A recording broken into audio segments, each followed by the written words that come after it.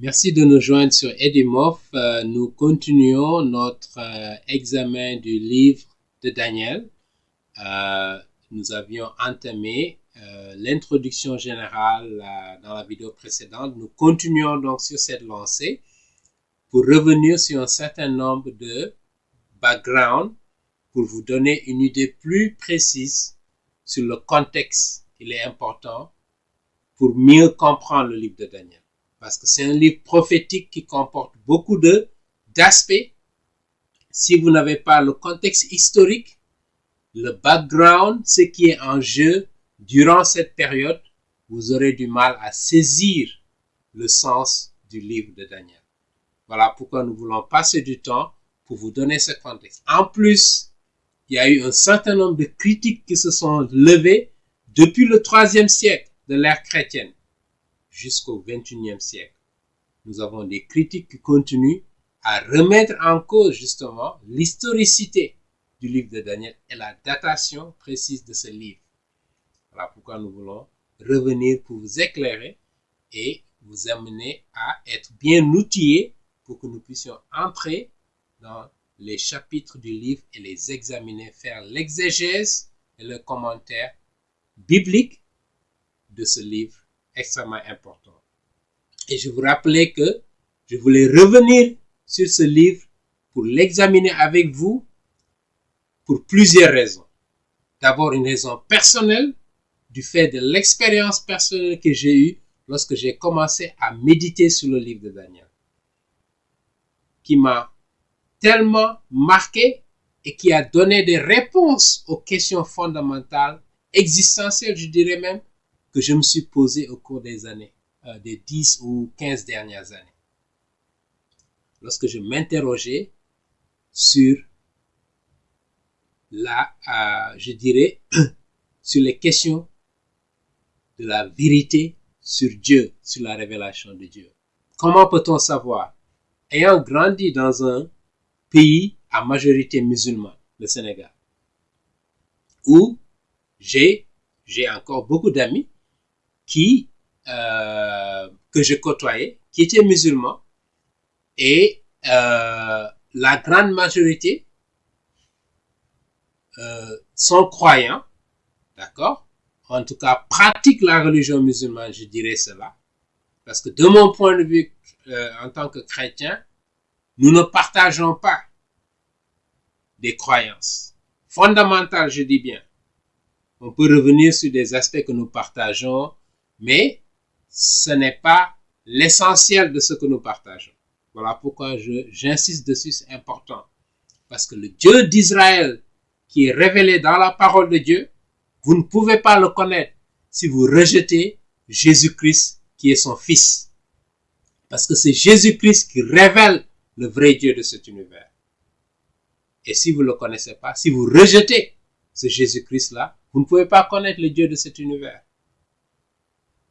Voilà pourquoi je veux revenir sur ce livre. Parce que lorsque je m'interrogeais sur la véracité de toutes ces religions-là, ayant vécu également dans les pays d'Asie du Sud, pas vécu, mais je veux dire passé du temps, j'ai eu à comprendre un peu de l'hindouisme, du bouddhisme, de toutes ces religions-là, d'accord, qui ont des textes sacrés et qui se réfèrent à des divinités ou à un Dieu qu'ils considèrent comme le Dieu de cet univers. Mais comparé avec la Bible, ils sont très loin de ce qu'est la vérité. Très loin, je le dis bien. Et c'est avec compassion que je le dis. Pour tous ceux qui ne connaissent pas la parole de Dieu. Voilà pourquoi je veux revenir sur le livre de Daniel.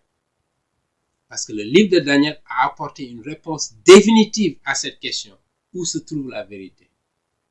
Et je dois vous dire, internautes, si vous me suivez, si vous êtes hindou, athée, musulman, témoins de Jéhovah, parce que je ne les considère pas comme étant des chrétiens, parce qu'ils ont rejeté Jésus-Christ comme le Dieu de cet univers. Et si vous le rejetez, vous ne connaissez pas le vrai Dieu de la parole de Dieu. Même si vous utilisez le même texte, les Mormons de même, d'accord? Et les Branhamistes, un autre, je dirais une secte chrétienne. Et tous ces gens-là, parce qu'ils ont rejeté l'enseignement fondamental de la Bible, la Trinité, la divinité de Jésus-Christ. D'accord? Ils ne connaissent pas le vrai Dieu. Parce que le vrai Dieu de cet univers, il est trinitaire. Amen. Si vous le rejetez, vous ne connaissez pas le vrai Dieu. Et si vous ne le connaissez pas, vous ne pouvez pas communier avec lui. Vous ne pouvez pas entrer en relation avec quelqu'un que vous ne connaissez pas. Voilà pourquoi il est essentiel. Voilà pourquoi je m'arrête sur ce livre de Daniel qui m'a marqué et qui, je l'espère, après l'exposition que je ferai de façon détaillée de son livre, pourrait amener certains à, je veux dire, à voir la lumière. Encore une fois, mon objectif, c'est de partager la parole de Dieu, telle que Dieu nous l'a commandée. Ce n'est pas de convertir quelqu'un ou d'amener quelqu'un à Christ, non. C'est de prêcher l'évangile pur, tel que Jésus-Christ nous l'a laissé. Si ça doit heurter quelqu'un, malheureusement, c'est un commandement de Jésus que je suis. Et je le fais avec amour pour ceux qui ne connaissent pas le vrai Dieu de cet univers. Parce que vous serez séparés de lui si vous ne le connaissez pas.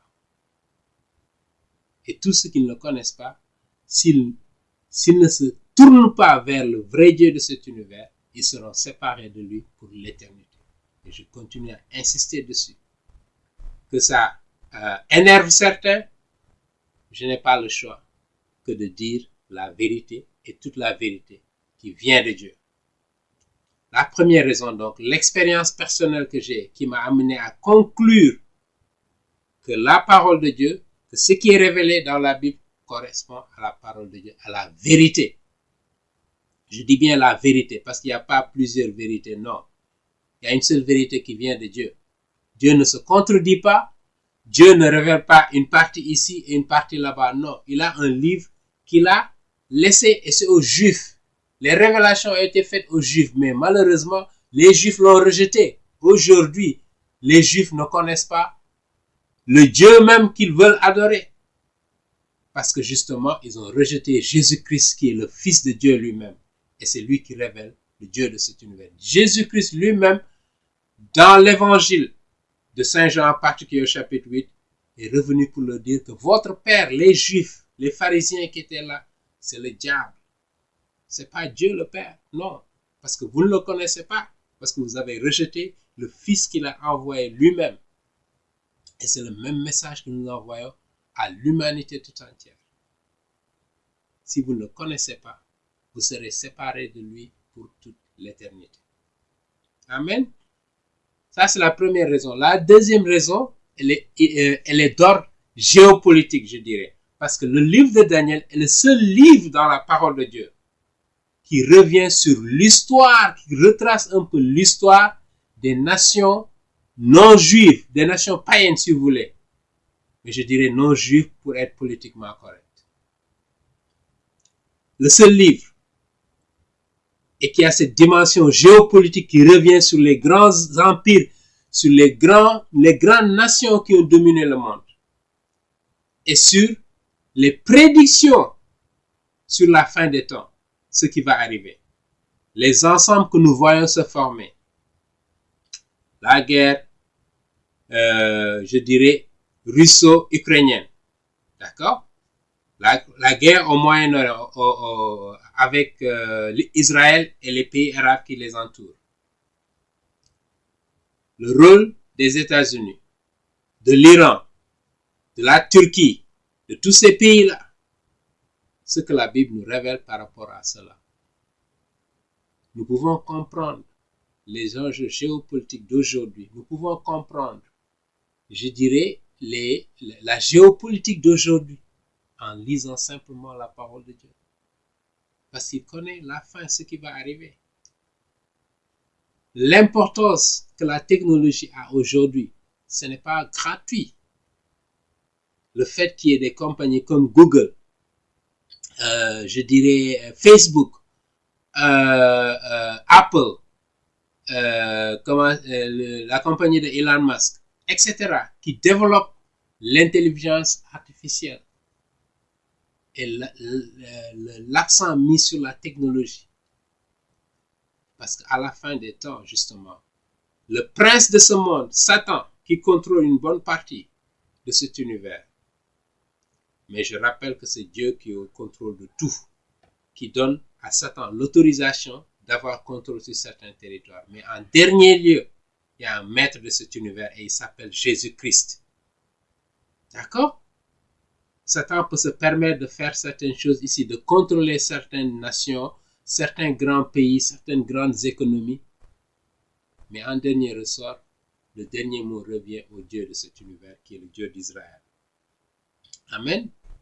Et donc, cet aspect géopolitique-là se retrouve dans le livre de Daniel. Nous allons y revenir pour consacrer le temps nécessaire pour vous faire comprendre ce livre. Amen. Et l'autre dimension, naturellement, la dimension prophétique. Je vous disais que le livre de Daniel a plus d'une centaine, je précise bien une centaine de prophéties. Et lorsque je parle de prophéties, dans la Bible, ça n'a rien à voir avec les prophéties du genre Nostradamus. D'accord? Qui ne nous donne rien de précis, de concret, qui a été prophétisé et qui s'est réalisé avec les précisions que nous voulons. C'est la Bible qui contient ce genre de prophétie. Seul, comparé à tous les autres sacs, et je défie quiconque qui pourrait me présenter des prophéties telles qu'on le voit dans la Bible. Il n'y en a pas. Le livre de Daniel, encore une fois, nous allons y revenir, plus d'une centaine. Par ailleurs, je disais que l'arrivée et la mort de Jésus-Christ a été prophétisée par le prophète Daniel. On n'insiste pas dessus, mais c'est bien écrit dans le chapitre 9. D'accord? Le chapitre 11 est un autre chapitre qui est aussi extraordinaire. D'accord? Donc, ces trois dimensions-là nous ont poussé à vouloir revenir sur ce livre de Daniel pour partager avec nos internautes, pour partager ce que Dieu nous a révélé, nous a permis de comprendre pour changer le cours de notre vie. Nous faire comprendre que quel que soit ce que vous avez comme activité sur cette terre, si le centre de votre vie c'est pas tourné vers Jésus-Christ, je dirais que je ne vois pas la valeur de la vie que vous avez menée sur cette terre. Amen. Voilà pourquoi j'ai fait de cela un ministère. Parce que le Dieu de cet univers s'est emparé de moi, là où j'étais, et m'a permis de le connaître. Lui, le seul Dieu, vrai Dieu. Et c'est à travers le livre de Daniel que j'ai connu le Dieu de cet univers. J'ai grandi dans le catholicisme. J'ai grandi, je dirais, en étant exposé à la Bible, mais je ne connaissais pas le vrai Dieu. Parce que justement, je me posais beaucoup de questions sur la vérité. Parce que beaucoup nous faisaient croire, pourvu que tu sois une bonne personne. D'abord, comment définissez-vous une bonne personne? Aux yeux de qui? Selon les critères, les standards de qui considérez-vous que vous êtes une bonne personne?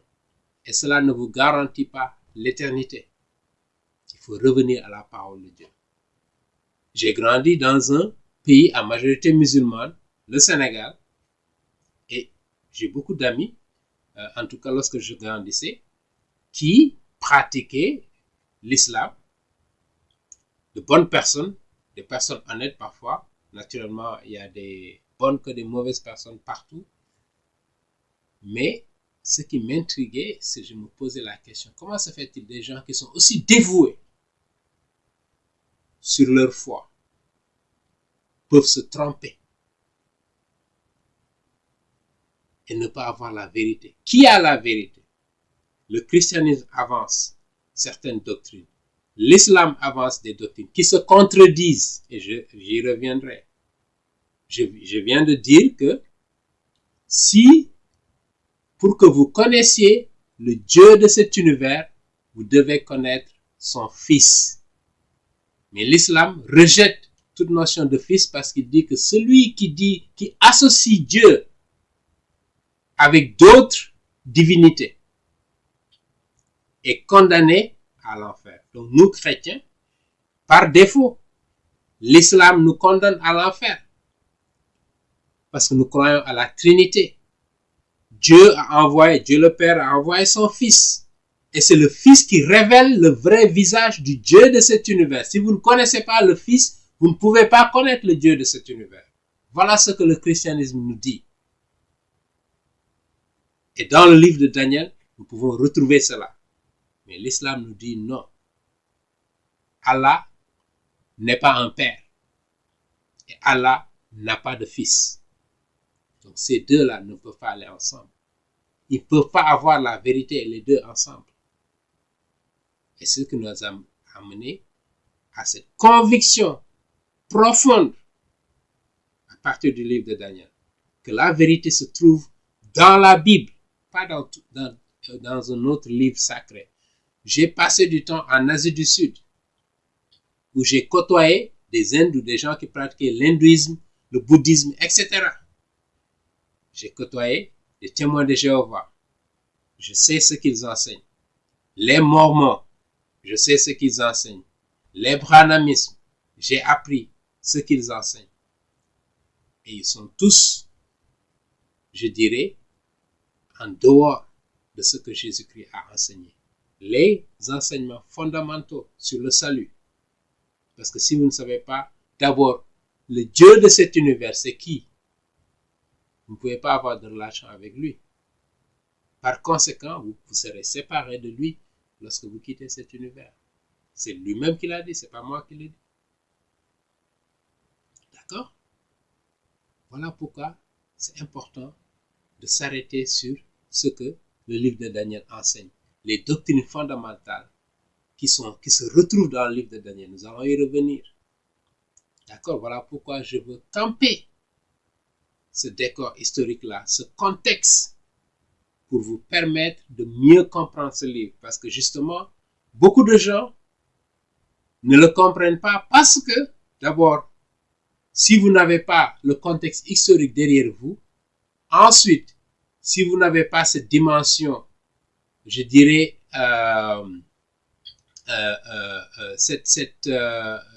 ce recul pour comprendre le livre de Daniel à la lumière aussi de ce que les livres du Nouveau Testament, en particulier le livre de l'Apocalypse, enseignent, vous aurez du mal. Je vois beaucoup qui interprètent mal certains passages ou certains livres, certains chapitres du livre de Daniel. Voilà pourquoi je voudrais prendre le temps, livre après livre, du moins chapitre après chapitre, verset après verset, pour analyser, pour faire le commentaire biblique du livre de la Bible, selon une perspective biblique,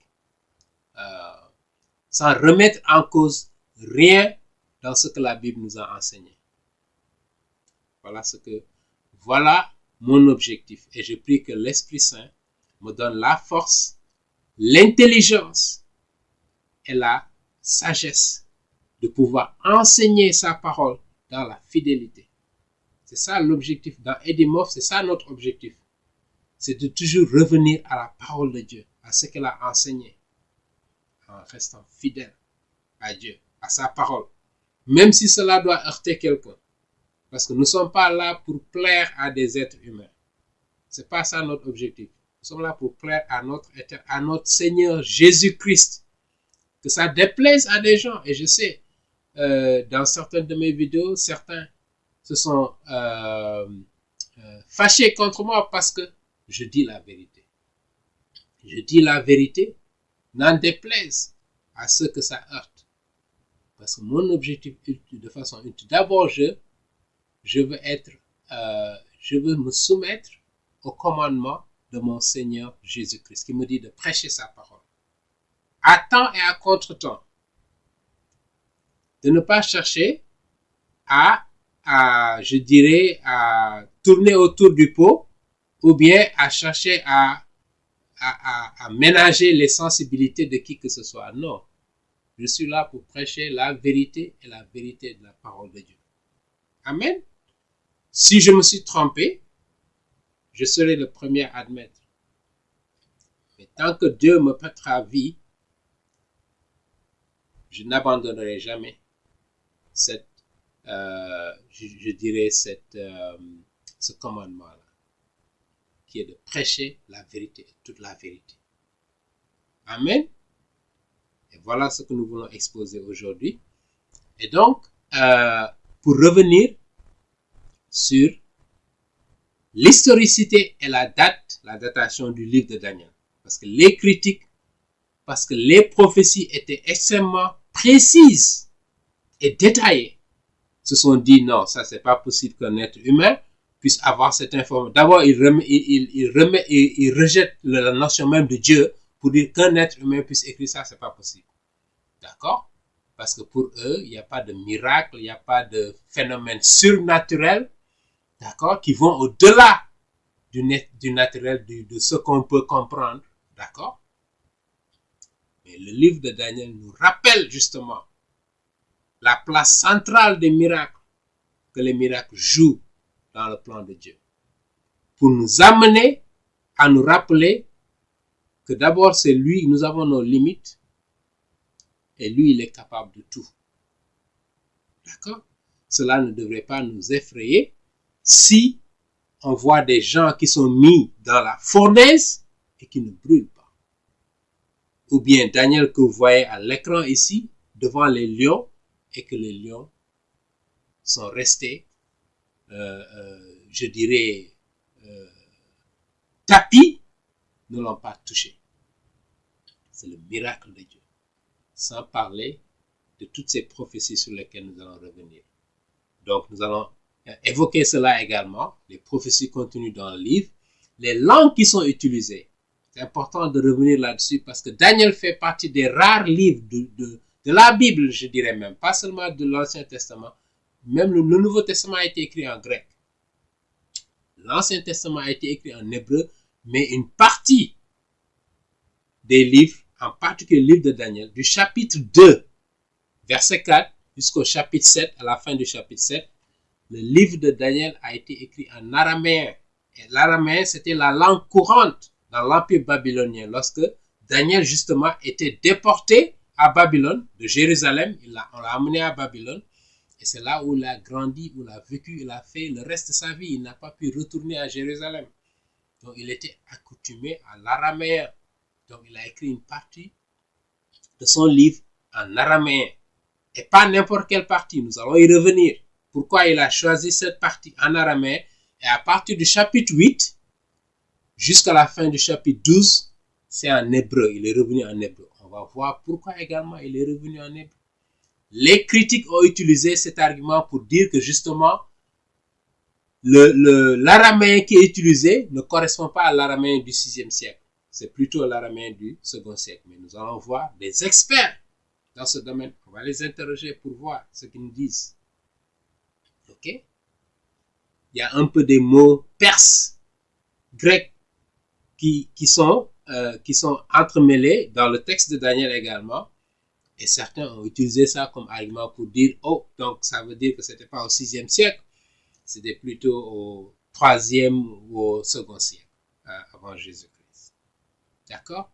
Nous reviendrons sur ces aspects. Et en dernier ressort, les doctrines enseignées dans le livre de Daniel. D'accord? Pour faire le point, il faut toujours rappeler, dans chaque livre, il y a des, sous-tendus par des doctrines. Et il faut s'assurer que ça, c'est les doctrines fondamentales du christianisme. D'accord? Pas les doctrines enseignées par les témoins de Jéhovah ou les mormons ou les branhamistes, etc., qui ont dévoyé ce que Jésus-Christ a enseigné pour nous amener d'autres doctrines que je qualifierais de doctrines de démons. comme la seconde épître de Saint Paul à Timothée, nous rappelle des gens qui enseignent des doctrines démoniques et qui aujourd'hui beaucoup de gens embrassent. Donc c'est important de séparer la paille, les mauvaises herbes de la vraie graine, de la bonne graine. D'accord? Et nous reviendrons sur ces doctrines fondamentales. Daniel parle de résurrection des morts. Ça, c'est un terme important. Parce que, je le rappelle, nous les croyants, les chrétiens, d'accord, qui sont considérés comme croyants, même les juifs qui ont rejeté Jésus-Christ ne sont pas des croyants. Je voudrais le rappeler. D'accord? Parce que Jésus-Christ, d'ailleurs, dans l'évangile de Jean au chapitre 8, il revient dessus, parlant à ces pharisiens-là. Votre père est le diable. Vous ne connaissez pas. Vous adorez le vrai Dieu. Vous cherchez à adorer le vrai Dieu, mais vous ne le connaissez pas parce que vous avez rejeté son fils Jésus-Christ. Voilà pourquoi j'avais dit, toute personne qui rejette Jésus-Christ comme le fils de Dieu, le fils éternel de Dieu, qui n'a jamais été créé, si vous le rejetez, ça veut dire que vous ne connaissez pas le vrai Dieu de cet univers. Jésus-Christ nous rappelle dans le chapitre 8 de l'évangile de Saint Jean. D'accord? Si je reviens sur l'islam, il rejette la notion même de Jésus-Christ comme étant le fils de Dieu parce qu'il dit que Allah n'a pas de fils. Il n'est pas un père et il n'a pas de fils. Cela vous disqualifie de connaître le vrai Dieu de cet univers. D'accord? Et nous allons y revenir. Là, le livre de Daniel parle de la puissance de Dieu, l'omniscience avec les prophéties, qui connaît à l'avance ce qui va se passer parce qu'il est en dehors du temps. Et d'autres doctrines encore sur lesquelles nous reviendrons. Mais entrons dans l'historicité. Rapidement pour revenir sur quelques éléments, quelques arguments qui montrent d'abord l'historicité du livre et la date précise du 6e siècle. Parce que ceux qui avancent que le livre a été écrit au 2e siècle veulent nous faire croire que Daniel, justement, est bourré de mensonges, le livre de Daniel. Parce que s'il a été écrit au 2e siècle, avant Jésus-Christ, relatant des faits qui ont eu lieu au 6e siècle et au 5e siècle, au plus 5e siècle avant Jésus-Christ, ça veut dire qu'il raconte du n'importe quoi. 3 siècles après. Qui va faire confiance à cela? C'est comme le prophète Mohammed qui, dans sa révélation, nous parle de Jésus-Christ qui a vécu au 1er siècle. Lui, il est venu au 7e siècle. Il est venu au 7e siècle de l'ère chrétienne. 6e, 7e siècle. Il est mort en 632. Il est né en 570. Donc 6e, 7e siècle de l'ère chrétienne. 6 siècles après que Jésus-Christ est vécu, il vient nous dire il connaît mieux Jésus-Christ que les chrétiens. Vous allez faire croire ça à qui? Peut-être à des enfants. Mais quelqu'un qui a son intelligence ne peut pas gober cela. C'est la même chose. Ici, les critiques qui nous font croire que c'était du 2e siècle, alors qu'ils traitaient de phénomènes du 6e siècle. Des événements qui ont eu lieu au 6e siècle. À peu près la même chose. Ça n'a pas de sens. D'accord? Donc, il veut vous amener, si vous êtes chrétien, à douter de la parole de Dieu. Et pourquoi les critiques se sont arc-boutées sur le livre de Daniel, pas les autres livres? Posez-vous cette question. Pourquoi? C'est pas gratuit. C'est parce que le livre de Daniel contient un trésor extraordinaire qu'ils savent. Que si les chrétiens s'en emparent, méditent sur cette parole et développent cette conviction, cette conscience solide, que rien ne pourra les détourner de cette vérité-là. Et ça fait trembler Satan, ça fait trembler le monde des esprits, des mauvais esprits. Parce que Satan n'aime pas que les gens sachent la vérité. Donc il va créer, embrouiller les esprits des gens avec d'autres choses, des théories ici. Des choses qui semblent contredire, qui vous amènent à douter. Ne vous laissez pas. Arrêtez-vous sur la parole de Dieu. Méditez le livre de Daniel. Et Dieu vous révélera plein de choses. Ça a été mon expérience personnelle. Voilà pourquoi je le dis avec passion et je partage justement ce que j'ai eu comme expérience. Donc, pour revenir sur quelques arguments que nous allons avancer sur l'historicité et la datation du livre de Daniel. Regardons de près quelques éléments. Et je reviendrai sur la chronologie du livre de Daniel. C'est important d'avoir aussi comment les années se sont succédées, à quelle époque le premier chapitre, le deuxième chapitre, etc. Parce qu'il y a une classification qui peut se faire. En général, on a deux types de classification. La première classification, c'est de diviser le livre en deux parties. La première partie du chapitre 1 au chapitre 6, c'est un récit historique. Et à partir du chapitre 7, où Daniel commence à avoir des visions, jusqu'au chapitre 12 à la fin, c'est une série de visions, excusez-moi, qu'il a eu. Donc c'est la partie prophétique si vous voulez. D'accord? Donc la première partie historique, deuxième partie, plutôt les visions, la partie prophétique. Un autre type de division, ce serait de découper le livre en trois parties. La première partie, du chapitre 1 au début du chapitre 2, donc versets 1 à 3. D'accord? Parce que ça a été écrit en hébreu.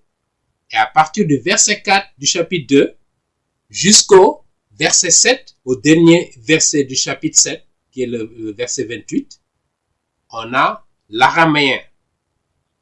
Et à partir du chapitre 8 jusqu'au chapitre 12, jusqu'à la fin du livre, on revient à l'hébreu, donc c'est la troisième partie. Donc on peut aussi diviser le livre de Daniel en trois parties pour bien comprendre le livre. Mais nous reviendrons aussi sur la chronologie. Le chapitre 1 a été écrit en quelle période, chapitre 2, etc., jusqu'à la fin, parce que ce n'est pas dans un ordre chronologique. Parce que le chapitre 5, par exemple, qui est la fin de l'Empire babylonien, qui a été écrit vers 539, avant Jésus-Christ, a été écrit après le chapitre 7 et le chapitre 8. Vous voyez? Et donc, c'est important d'avoir ça à l'esprit lorsque vous parcourez le livre, pour avoir vraiment une séquence pour mieux comprendre le livre. D'accord? Maintenant, revenons sur quelques arguments. Le premier argument est d'ordre archéologique. Pendant plusieurs années, avant qu'on ne fasse cette découverte archéologique, je voudrais le préciser, les critiques avaient, je dirais, bon vent. Parce que, justement, personne n'arrivait à remettre en cause leur critique qui était que le livre de Daniel a été écrit au second siècle, avant Jésus-Christ. Parce qu'il faisait référence à des personnes mentionnées par le livre de Daniel, telles que le roi Belshazzar, au chapitre 5, qui était un petit-fils du roi Nabuchodonosor. Mais dans les archives, dans les annales, on ne retrouvait pas ce nom-là. Jusqu'à ce que durant les dernières années, il y a eu ce qu'on appelle les chroniques babyloniennes. Et dans ces chroniques babyloniennes qui relatent l'histoire de la royauté dans ces pays, on a retrouvé exactement les mêmes choses que Daniel racontait, particulièrement dans le chapitre 1 de Daniel. Extraordinaire. Mais si vous fiez aux critiques et vous ne faites pas attention, vous risquez de remettre en cause la parole de Dieu. Ce que Daniel a écrit. Parce qu'on n'a pas de fouilles, je dirais, archéologiques ou d'histoire qui a été révélée qui confirme ce que Daniel a dit. Et pourtant, c'était vrai. D'abord, ça rappelle le détail que Daniel a eu. Il ne peut être que du 6e siècle. Il ne peut pas être du second siècle. D'accord? Revenons, lisons rapidement ici ce site qui s'appelle Bible Archaeology Report, qui compare un peu les fouilles archéologiques avec ce que la Bible nous révèle. Et vous verrez de façon extraordinaire que on nous montre ici, c'est en anglais, Top 10 Discovery Related to the Book of Daniel. Donc 10 découvertes, la stèle de Nabuchodonosor donne des révélations qui confirment ce que Daniel a dit. Nous n'allons pas le lire, je voulais vous revenir aujourd'hui sur les chroniques babyloniennes, ici. Comme vous voyez là, les chroniques babyloniennes, d'accord? On fait des révélations extraordinaires et nous ont confirmé ce qui est écrit dans le livre de Daniel, chapitre 1, versets 1, 3 à 4. Et nous allons le lire en français pour que vous ayez une idée plus précise de ce que je suis en train de dire. Ok? Nous allons le lire en français pour que vous ayez l'information. Il dit ici, donc ça c'est rapporté dans le livre de Daniel, chapitre 1, versets 1, 3 et 4, et nous allons y revenir. Donc la 3e année du règne de Joachim, d'accord? Joachim qui était un fils du roi Josias, ok? Nous allons y revenir, etc. Le roi Nabuchodonosor ordonna à Aspenaz, son chef unique, de faire venir du peuple d'Israël, de la famille royale, de la noblesse, donc de prendre des jeunes qui sont de la noblesse, de la famille royale pour les amener à Babylone. Et il dit ici, la chronique babylonienne, également connue sous le nom de chronique de Jérusalem, relate les événements survenus, notez bien, vers 605 et 595 avant Jésus-Christ. Daniel chapitre 1 a été écrit durant cette période, vers 605 avant Jésus-Christ, au début du règne de Nabuchodonosor. Donc, les chroniques babyloniennes sont une collection de tablettes d'argile écrites en cunéiforme qui décrivent les événements importants de l'histoire babylonienne chaque année. Donc, de 605 à 593, nous avons cette période qui est couverte où Daniel était à Babylone. Elle décrit l'accession de Nabuchodonosor et il est célèbre pour le fait qu'elle décrit en détail le siège. Jérusalem a été assiégée, annexée par Nabuchodonosor en 597. Ça, c'était durant la 2e déportation. Parce que Daniel, il est parti lors de la 1re déportation. Et ici, notez bien, c'est la déposition du fils de Joachim là, qu'on a mentionné ici. Joachim, c'est son fils, qui s'appelle, comment dirais-je encore ici, Joachim. Ensuite, après lui, il y a eu la nomination du roi Sédécias qui se trouve dans la Bible et le lourd tribut prélevé par le roi babylonien Nabuchodonosor, confirmant de nombreux détails dans le 2e livre des rois, chapitre 24, versets 10 à 17 et verset 26. Et nous allons y revenir lorsque nous allons entrer dans le détail des chapitres du livre de Daniel. Il fait également allusion à la campagne de Nabuchodonosor en 605 avant Jésus-Christ, au cours de laquelle Daniel a été amené à Babylone. D'accord? Vous voyez bien, l'année de l'accession en 605 de Nabuchodonosor retourna de nouveau dans le Hittaland, un terme babylonien pour dire qui comprenait la région de Juda. Et jusqu'au mois de Sabbatou, marcha sans opposition à travers le Attiland. Ok? Il emporta à Babylone le lourd tribut du territoire d'Atti. Donc le royaume de Juda se trouvait dans ce territoire-là. Alors que Nabuchodonosor marchait à travers Atti à la fin de l'année 605, l'une des villes qu'il a apparemment assiégées était Jérusalem. Et c'est noté dans ces chroniques babyloniennes-là. Des gens comme Daniel faisaient probablement partie du lourd tribut que Nabuchodonosor a emporté avec lui à Babylone. Il a pris une partie du trésor du temple. Et Daniel précisément indique cela de façon claire dans son livre, dans le chapitre 1. Encore une fois, nous allons revenir sur ces aspects-là. Extrêmement important. Nous allons y revenir. D'accord? Donc, ça, c'est le premier argument sur l'historicité et la datation du livre de Daniel au 6e siècle, qui confirme exactement avec les découvertes archéologiques, on voit confirmation du livre de Daniel. Il n'y a pas un seul fait historique qui contredit ce que Daniel dit. Jusqu'aujourd'hui, il n'y en a pas. D'accord? Et on peut être certain qu'il n'y en aura pas. Parce que c'est le Dieu de cet univers qui a révélé à Daniel ces choses-là. lui qui a vécu ça, donc il est en mesure de rapporter. Je rappelle qu'il était devenu premier ministre de l'Empire babylonien, donc il avait accès à beaucoup d'informations, d'accord? Donc avec une fiabilité extraordinaire. Revenons sur le deuxième argument. La Septante. C'est quoi la Septante? C'est la traduction de l'Ancien Testament en hébreu. Notez bien que dans les années 270-280 avant Jésus-Christ, c'est les Grecs qui dominaient le monde. Alexandre le Grand, lorsqu'il est décédé, et par ailleurs, Daniel prophétise l'arrivée d'Alexandre le Grand. 200 ans avant qu'il n'arrive, pour dire exactement ce qu'il va faire. Et Alexandre le Grand, lorsqu'il est décédé, il a divisé l'Empire en 4. Les 4 généraux. Il a dit que le plus fort prenne lorsqu'il mourait, lorsqu'il était sur son lit de mort. Et les généraux se sont battus pour prendre contrôle des territoires. Maintenant, parmi ces généraux-là, il y avait 2 d'entre eux. Un Égyptien qui a fondé la dynastie des Ptolémées au sud et en Syrie vers le nord. Donc, Israël était entre l'Égypte et la Syrie au nord.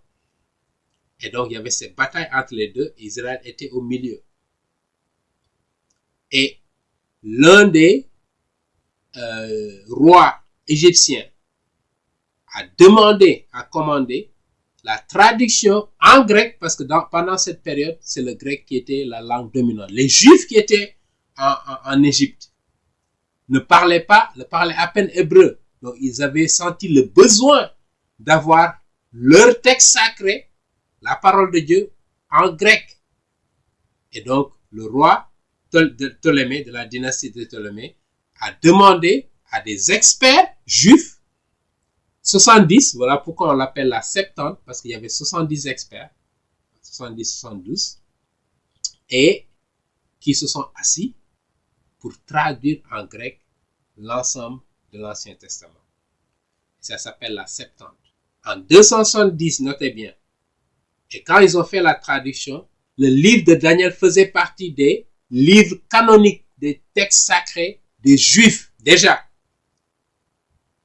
Par conséquent, lorsqu'on nous dit que Daniel date du 2e siècle avant Jésus-Christ, c'est-à-dire durant la période 170, notez bien, jusqu'à 140 à peu près.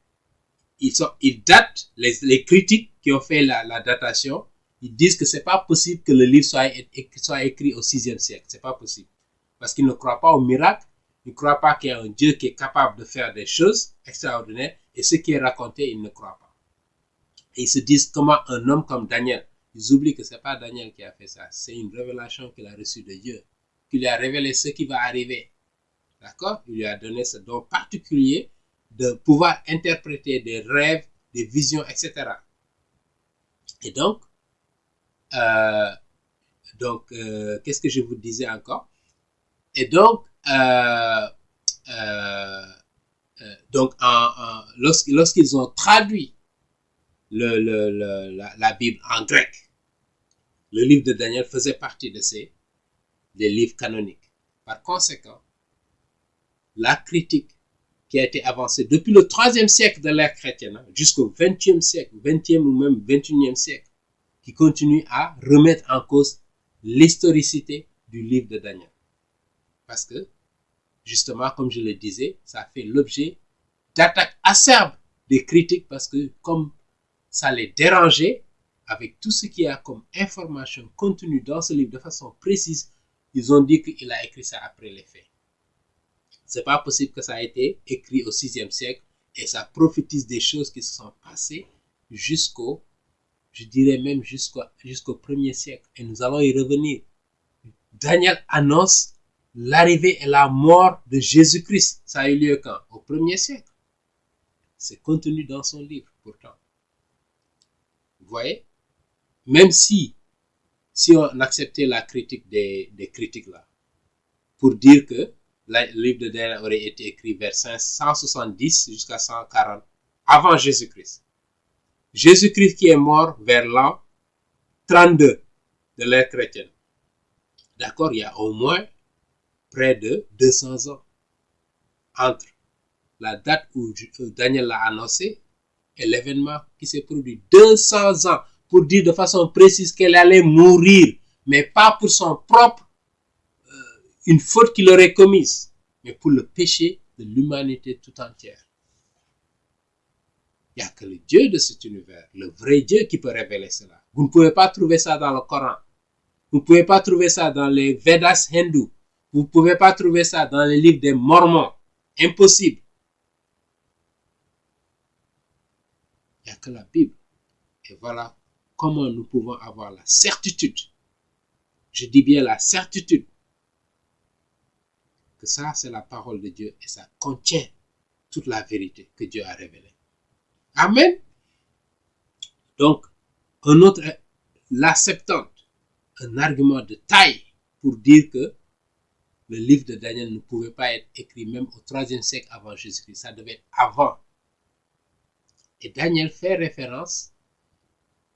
Et l'autre argument, c'est les manuscrits de la mer morte. Il y a des extraits du livre de Daniel qui sont contenus dans les manuscrits de la mer morte qui ont été découverts en 1947 et qui datent de 250 avant Jésus-Christ, entre 250 et 100 après Jésus-Christ. Donc, c'est durant cette période. Et donc, on voit également une corroboration que le livre de Daniel devait être écrit bien avant. Un autre argument pour avancer. Daniel, dans son livre lui-même, utilise la première personne du singulier et accompagné du nom Daniel. Il dit « Moi, Daniel ». Regardons de près quelques passages qui font référence à cela. D'accord? Le livre de Daniel, chapitre 10, fait référence à cela. Par exemple, laissez-moi vous montrer ça. Le livre de Daniel, au chapitre 10 du moins, voilà ce que le livre nous montre ici. Chapitre 10, la version de Louis II de 1910, il dit, en ce temps-là, verset 2, « Moi, Daniel, je fus 3 semaines dans le deuil. » Il était en prière, en recueil. D'accord? En communion intime avec Dieu. Si nous regardons le chapitre 8, le chapitre 8 de Daniel également, nous voyons ici au verset, laissez-moi voir,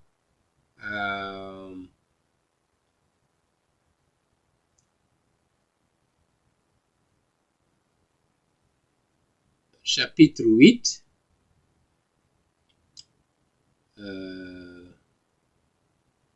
chapitre 8, moi Daniel, verset 27 du moins. Moi Daniel, je fus plusieurs fois languissant et malade, puis je me levai. Donc lorsqu'il a eu sa deuxième vision ici au chapitre 8. Ok? Chapitre 7, lorsqu'il a eu sa première vision, verset 15, moi Daniel, j'eus l'esprit troublé au-dedans de moi lorsqu'il a reçu la première vision. Et il y a d'autres passages, près d'une dizaine, qui font référence à la personne qui dit moi au singulier. Donc pour dire que c'est lui-même, pendant la période à laquelle il a vécu, il n'a pas délégué pour que quelqu'un écrive, c'est lui-même qui a écrit, moi Daniel. Les critiques vont me dire, peut-être c'est quelqu'un qui a pris le nom de Daniel et pour dire que, donc pour nous dire que c'est un imposteur. La parole sacrée de Dieu. Vous voulez associer Daniel à un imposteur. Si c'est ce que vous avez comme je dirais, idée, vous avez des comptes à rendre au Dieu de cet univers. Mais les faits sont têtus. Si vous ne voulez pas les croire, c'est votre problème. Vous allez devoir rendre compte, faire face au Dieu de cet univers et vous expliquer sur ça. Il nous révèle pour nous dire que c'est lui-même qui l'a révélé. C'est lui-même qui l'a écrit. Donc, un autre argument. Un prophète qui a vécu au temps de Daniel, au 6e siècle avant Jésus-Christ. Ézéchiel. Le prophète Ézéchiel, c'était un prêtre qui a été déporté durant la seconde déportation vers 597 avant Jésus-Christ. Notez bien, 10 ans après la première déportation, qui a eu lieu en 605. Nous allons y revenir sur toutes ces dates. D'accord? Et Ézéchiel cite le prophète Daniel parce qu'il a eu une vie de sainteté au point où il est cité parmi d'autres grands prophètes comme Noé, comme Job. D'accord? Les saints de Dieu avec une foi extraordinaire, inébranlable. Il est cité dans Ézéchiel chapitre 14, verset 14 et verset 20.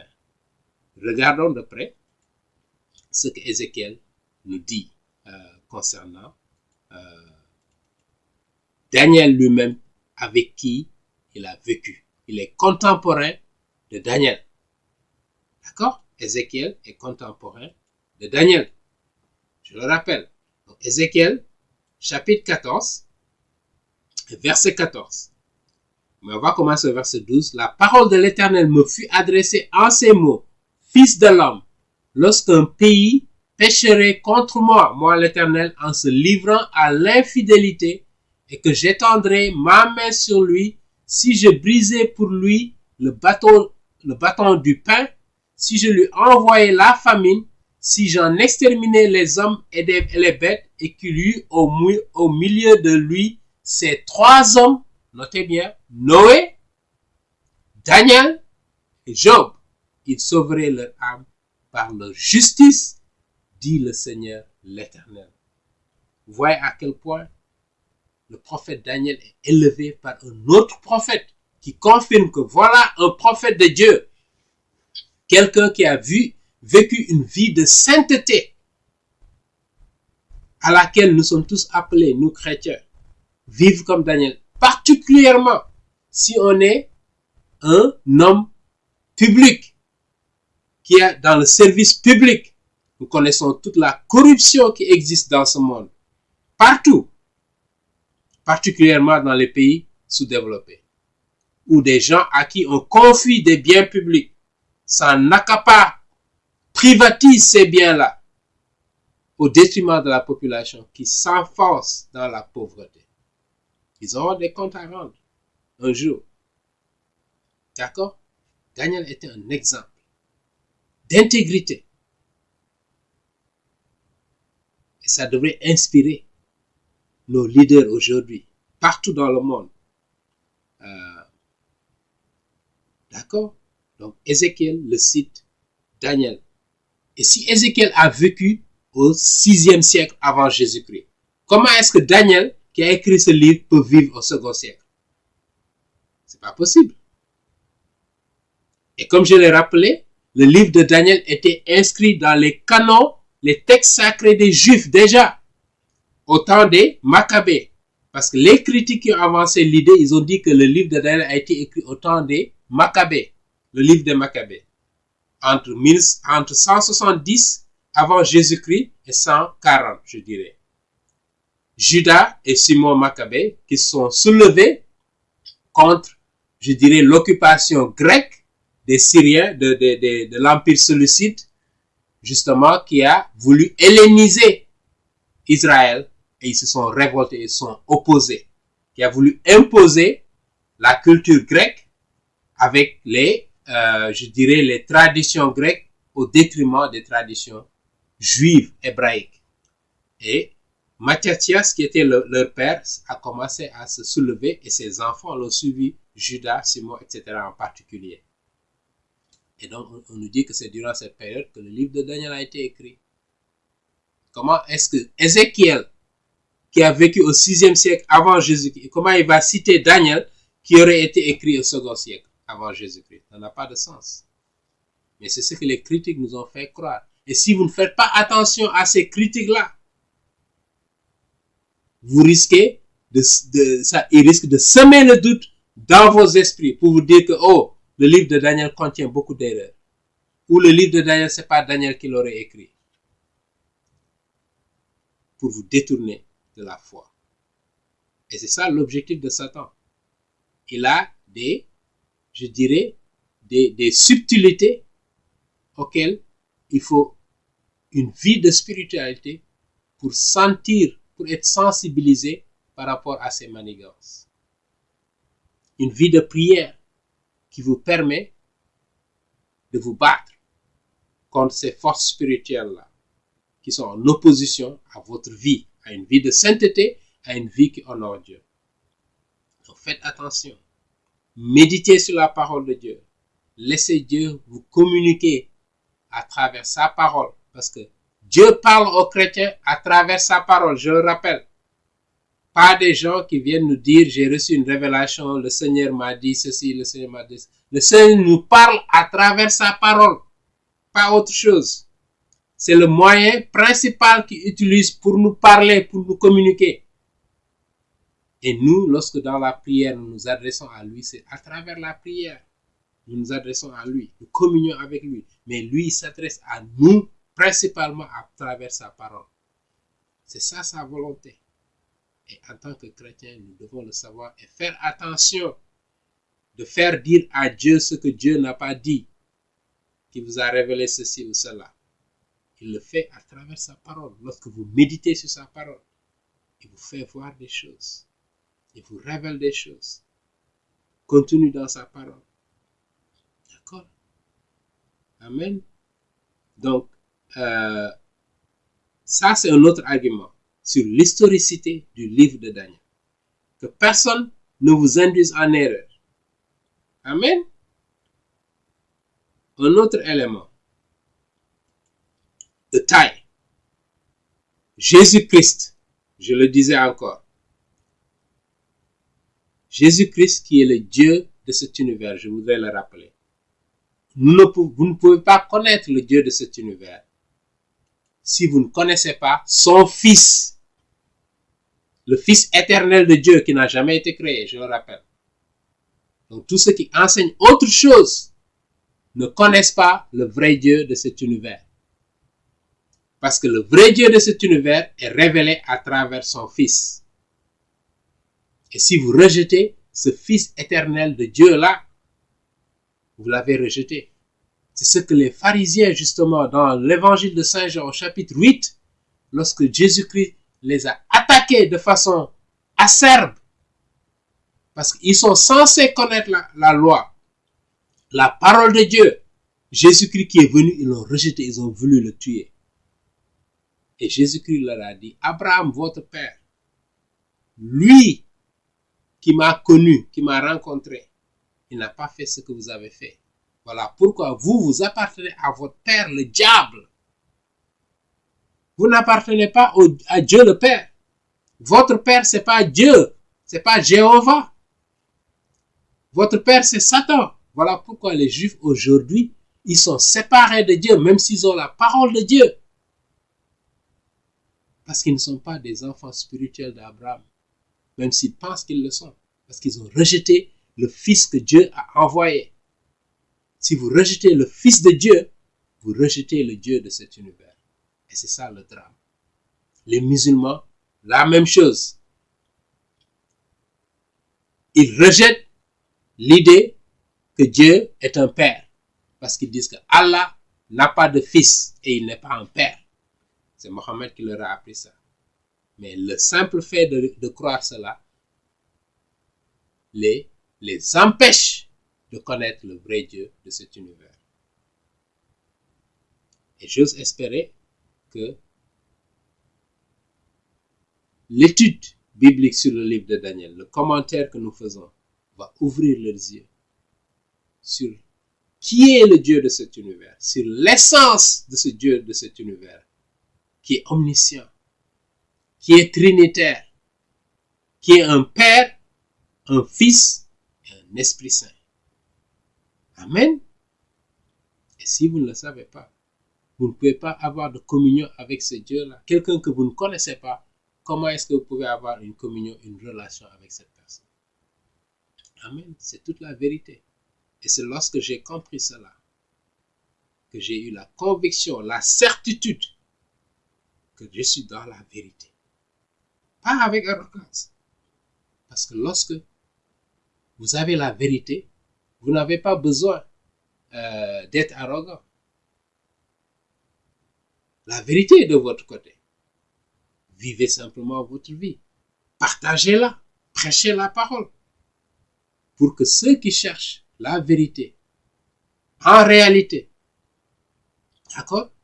Ceux qui sont à la recherche du vrai Dieu de cet univers, il se révélera à eux.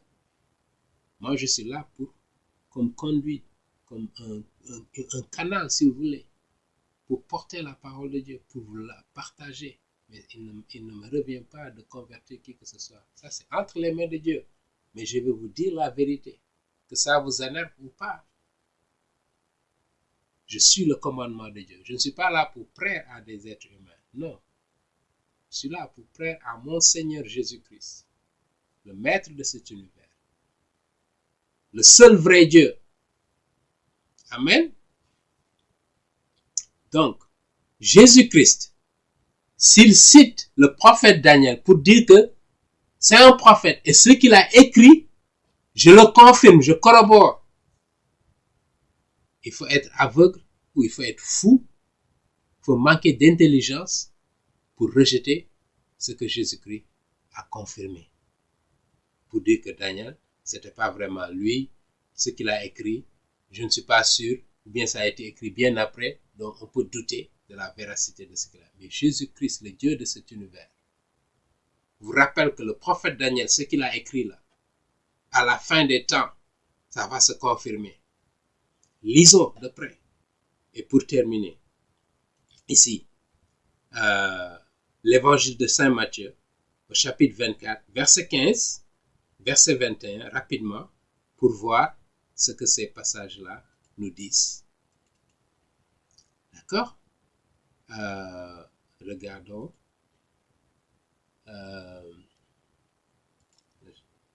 l'évangile de Saint Matthieu, chapitre 24, d'accord? Verset 15, il dit, c'est pourquoi lorsque vous verrez l'abomination de la désolation, ça c'est le terme vraiment de Daniel au chapitre 9, dont a parlé le prophète Daniel, il l'appelle prophète même, ok? Au-delà de son titre de premier ministre, il était un prophète établi en lieu saint, que celui qui lit fasse attention. D'accord? Il rappelle le prophète Daniel. Verset 21. Car alors, la détresse sera si grande qu'il n'y en a point eu de pareil depuis le commencement du monde jusqu'à présent et il n'y en aura jamais. Une référence également à un autre passage de Daniel. Lisons le verset 30, en dernier, qui sont des citations de Jésus-Christ ici, parce que c'est souligné en rouge. Alors le signe du Fils de l'homme paraîtra dans le ciel. Toutes les tribus de la terre se lamenteront. Elles verront le Fils de l'homme venant sur les nuées du ciel avec puissance et une grande gloire. Lorsque nous allons examiner le chapitre 7 du livre de Daniel, nous reviendrons sur ces passages-là. Jésus-Christ lui-même fait référence au prophète Daniel, à son livre. Amen.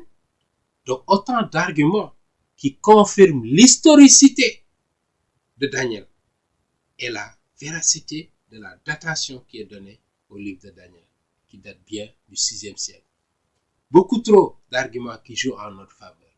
Voilà pourquoi, même si vous n'avez pas ces arguments, que personne ne vous détourne de la profondeur de la révélation de Dieu à travers ce livre de Daniel. Amen. Voilà pourquoi beaucoup de critiques se sont attaquées à ce livre. Parce que justement, ce livre soulève, peut amener beaucoup à la fois. Et ça a été mon cas.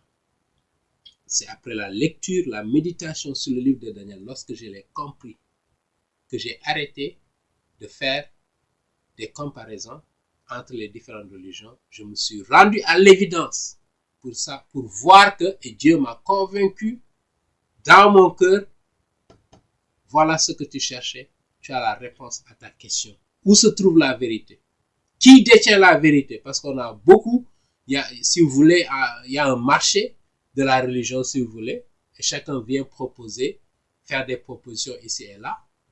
Comment peut-on savoir quel est le bon produit, si vous voulez, si vous parlez en termes économiques? D'accord? Comment peut-on savoir que vous avez le bon produit au bon prix? Ou en tout cas le bon produit, c'est ça qui est important, quel que soit le prix. Parce que si c'est un produit qui contient la vérité, c'est ce qui nous intéresse. Parce que c'est cette vérité-là qui libère et qui vous ouvre les portes de la vie éternelle. Et c'est ce qui est important dans cette vie. Au-delà de tout ce que vous faites, si vous ne connaissez pas le vrai Dieu, le Dieu de cet univers, vous serez séparés de lui. Malheureusement. Et ce n'est pas ce que nous voulons. Ce n'est pas ce que Dieu veut. Dans la deuxième épître de Saint Pierre, chapitre 3, verset 9, il nous rappelle, il ne veut pas que personne périsse, mais que tous arrivent à se repentir et à se tourner vers le vrai Dieu de cet univers. Contrairement aux juifs pharisiens du premier siècle que Jésus-Christ a rejeté parce que leur père c'était le diable, Satan. Vous ne voulez pas être un fils de Satan, mais un fils du Dieu de cet univers, de Jésus-Christ, le Fils, le Dieu suprême de cet univers. Amen. Nous allons revenir sur, il est presque 1 heure. Je voulais rapidement citer, lire un commentaire que Saint Jérôme, qui a vécu au 4e siècle après Jésus-Christ du moins, désolé. Jérôme, lui qui a traduit la Bible en latin, la Vulgate, comme on le dit. Ok? Donc, il connaît assez bien les Écritures. Voilà le commentaire qu'il fait sur Daniel. Et il revient sur l'un des premiers critiques sur le livre de Daniel, au 3e siècle de l'ère chrétienne. Un certain philosophe qui s'appelle Porphyre. Ok? Lisons de près ce que Saint Jérôme nous dit concernant justement le livre de Daniel et ce que certains ont dit. D'accord? Dans son introduction au commentaire du livre de Daniel, il déclare Porphyre, comme vous l'avez, a écrit son 12e livre contre la prophétie de Daniel. Vous le voyez bien? Donc, c'est des gens athées qui ont parcouru le livre de Daniel, mais ils ont vu que c'était extraordinaire, donc il fallait qu'ils trouvent un moyen de le détruire. Ça, c'est le propre des gens qui n'ont pas Dieu dans leur vie. Il dit, en niant qu'elle ait été composée par le personnage auquel elle a été attribuée dans son titre, parce que je vous rappelais que Daniel disait que moi, Daniel, d'accord, mais plutôt par un individu vivant en Judée à l'époque d'Antiochus. Antiochus a vécu ici, ça c'est Antiochus Épiphane, voilà, il le dit même, et portant le nom d'Épiphane, entre 170 et 164, je pense, 175 et 164 avant Jésus-Christ. D'accord? C'était l'un des rois séleucides. Il affirme en outre que Daniel n'a pas tant prédit l'avenir qu'il n'a raconté le passé. Vous vous rendez compte? Et enfin, tout ce dont il a parlé jusqu'à l'époque d'Antiochus était de l'histoire authentique. Tu vois, il reconnaît que tel que ça a été décrit, ça correspond exactement à ce qui s'est passé. Donc il le reconnaît, mais il rejette le fait que justement ça a été écrit au 6e siècle. D'accord? Il ne veut pas accepter cela. Tandis que tout ce qu'il a pu conjecturer au-delà était faux. Vous vous rendez compte? Dans la mesure où il n'aurait pas pu prédire l'avenir. Parce qu'il pense qu'il n'y a pas un Dieu dans cet univers qui est capable de nous dire, de nous révéler des siècles à l'avance ce qui va se passer. Il dit, Eusèbe, un autre père de l'église, évêque de Césarée, a répondu à ces allégations de ce Porphyre-là de la manière la plus convaincante en 3 volumes. Il lui a répondu, à savoir le 18e, le 19e et le 20e. Apollinarius fit de même en un seul gros livre, le 26e. Donc, beaucoup de chrétiens à cette époque, il fallait qu'ils se lèvent pour défendre la vérité justement. Et on continue cette tradition jusqu'aujourd'hui. Nous sommes les détenteurs de cette vérité. Nous avons des fouilles archéologiques, nous avons la Septante, nous avons les découvertes de la mer morte, etc., etc. Jérôme continue, il dit, avant ces auteurs, Méthode a fait une réponse partielle. Je tiens à souligner dans ma préface qu'aucun des prophètes n'a parlé aussi clairement du Christ que le prophète Daniel. Et nous allons y revenir. Au chapitre 9, il mentionne Jésus. Il prophétise sur Jésus. En effet, non seulement il a affirmé qu'il viendrait, notez bien, c'est Jérôme qui le dit, ça c'est au 4e siècle. Vous voyez, 347 à 420 après Jésus-Christ, de l'ère chrétienne. il dit, il a indiqué le moment précis où il viendrait, Jésus-Christ, prédiction commune aux autres prophètes. Parce que les autres prophètes ont annoncé le Messie également. Mais la façon dont Daniel l'a fait, mais il a aussi indiqué le moment précis où il viendrait, vous vous rendez compte? Le moment précis. Quand est-ce qu'il va arriver? On va voir ça de très près. Voilà pourquoi je me suis tourné au christianisme, je me suis converti et j'ai donné ma vie à Christ. À cause de ce que Dieu a révélé ici. D'accord? De plus, il a passé en revue les différents rois dans l'ordre, a indiqué le nombre réel d'années et a annoncé à l'avance les signes les plus clairs des événements à venir. Vous vous rendez compte? Et comme Porphyre voyait que toutes les choses s'étaient accomplies et ne pouvait nier qu'ils avaient eu lieu, il surmonta l'évidence de la précision historique en se réfugiant dans cette dérobade, soutenant que tout ce qui est annoncé au sujet de l'Antéchrist à la fin des temps s'est effectivement accompli sous le règne d'Antiochus Épiphane, en raison de certaines similitudes avec les choses qui se sont déroulées à son époque. Donc, il a eu au moins l'honnêteté de reconnaître que ce que Daniel avait écrit était tellement précis. Ça correspond à des événements qui ont eu lieu au moment lui où il vivait ou au moment de Antiochus. D'accord? Et il dit que, mais cette attaque même témoigne de l'exactitude de Daniel, justement parce que Daniel a prédit ce qui va se passer. Mais lui, il dit que ça, c'est de l'histoire. En effet, la fiabilité de ce que le prophète annonçait était si frappante, si extraordinaire, qu'il ne pouvait apparaître aux yeux des incrédules comme un prédicateur de l'avenir, mais plutôt comme un narrateur des choses déjà passées. Vous imaginez, voilà Saint Jérôme qui résume en quelque sorte ce que les critiques ont fait. Voilà pourquoi ne vous laissez pas berner par ces critiques. Plongez-vous dans la parole de Dieu. Méditez sur cette parole. Comme ça, l'Esprit Saint va se révéler à vous. Si vous ne connaissez pas le vrai Dieu de cet univers, que vous ne pouvez connaître qu'à travers son Fils Jésus-Christ qui a révélé le vrai Dieu à l'humanité, qui se révèle à vous et qui vous éclaire, qu'il ouvre vos yeux pour que vous puissiez vous repentir et vous tourner vers le vrai Dieu de cet univers, pour ne pas être séparé de lui, pour qu'avant de quitter cette terre, vous ayez une relation avec ce Dieu de cet univers, pour qu'il vous ouvre les portes de la vie éternelle. Amen. Que le Seigneur vous bénisse.